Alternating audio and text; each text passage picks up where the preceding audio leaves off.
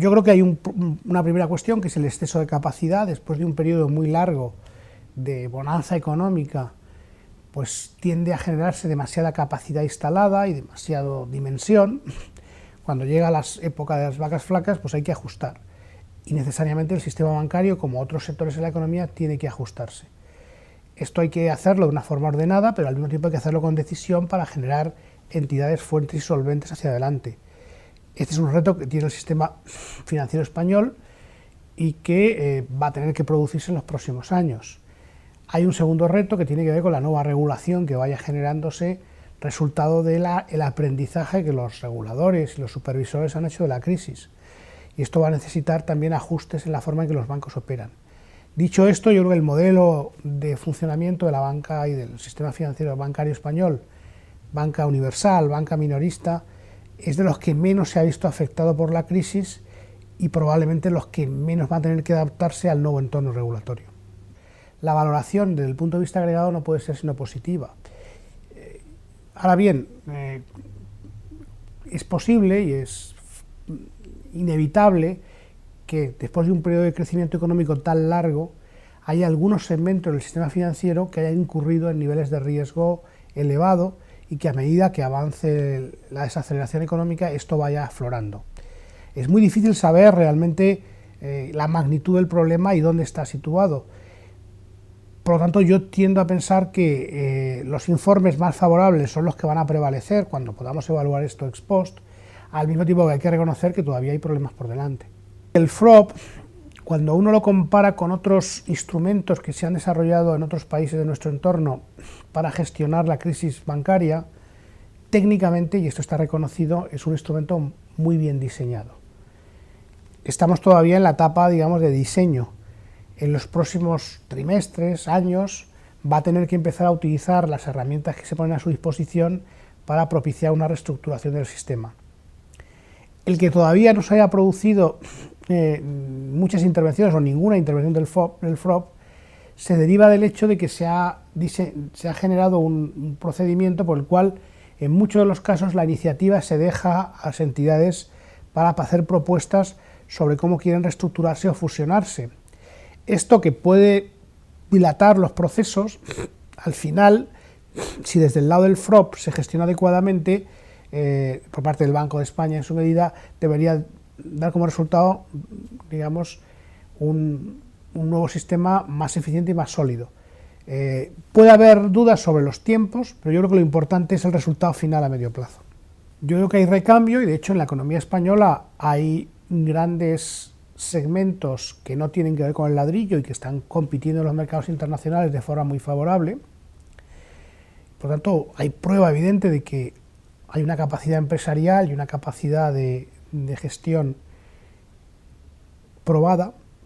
El reto, obviamente, para los próximos años es otros sectores que lo han tenido fácil porque han podido crecer sobre la demanda interna muy boyante y no solamente el ladrillo, sino otros sectores basados en el crecimiento doméstico, tienen que ir adaptándose para algo que va a ser inevitable, que es que la demanda interna en España no va a crecer mucho en los próximos años, va a crecer muy poco y por lo tanto hay que orientar la producción hacia el exterior. Ese es el reto que tienen muchas empresas, a ir redirigiéndose hacia la demanda externa. Pero si vemos las experiencias positivas que ha habido, uno puede ser positivo. También es importante que se generen unas condiciones, desde el punto de vista de las autoridades económicas, que faciliten ese proceso de orientación hacia el exterior. Y ahí estamos a la espera de ver medidas.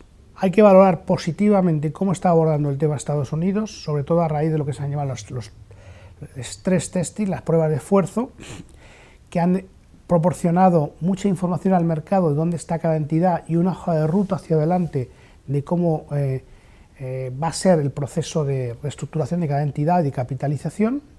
Eso ha permitido a los mercados y a los agentes decidir si apoyan a esos bancos o no a través de emisiones de capital, etcétera. Y esto ha funcionado muy bien. Por lo tanto, la transparencia y la muestra hacia afuera de cuál es la situación de cada entidad propiciada desde el lado de los reguladores ha sido muy beneficiosa. En cambio, en Europa estamos en una etapa en general muy anterior del proceso. todavía no hay, las pruebas que se han hecho no han tenido ni ese grado de transparencia, ni esa decisión por forzar a las entidades a tomar decisiones que a veces son difíciles. Con lo cual Europa va sensiblemente retrasada respecto a Estados Unidos en la gestión de la crisis. Y la verdad es que mientras en el caso americano uno tiene buenas razones para ser optimista, en el caso europeo en general todavía hay dudas. Yo creo que existe un riesgo de sobreregulación, sin duda, pero todavía es prematuro hacer un balance. Quizá lo que está pasando en este momento es que hay muchas iniciativas, a veces a nivel nacional, a veces a nivel regional de Europa, a nivel global, Fondo Monetario, Financial Stability Board, y el riesgo es que se sobrepongan todas estas regulaciones y el resultado final sea excesivamente agobiante para las entidades. Es de esperar, y hay algunas promesas en ese sentido, que antes de terminar todo el proceso, alguien, probablemente el Financial Stability Board, por mandato del G20, haga una evaluación general de los costes de toda esta regulación e intenta dar a la regulación una dimensión adecuada. Pero el riesgo de sobreregulación yo creo que existe. La primera labor de los servicios de estudios es asesorar a las entidades para las que trabajamos. La labor de los economistas es asesorar a los órganos de dirección, en este caso del banco al que yo pertenezco, para que sean capaces de navegar bien por la crisis, hacerles ver los riesgos que existen, también las oportunidades, y transmitirles la información con la mayor precisión posible.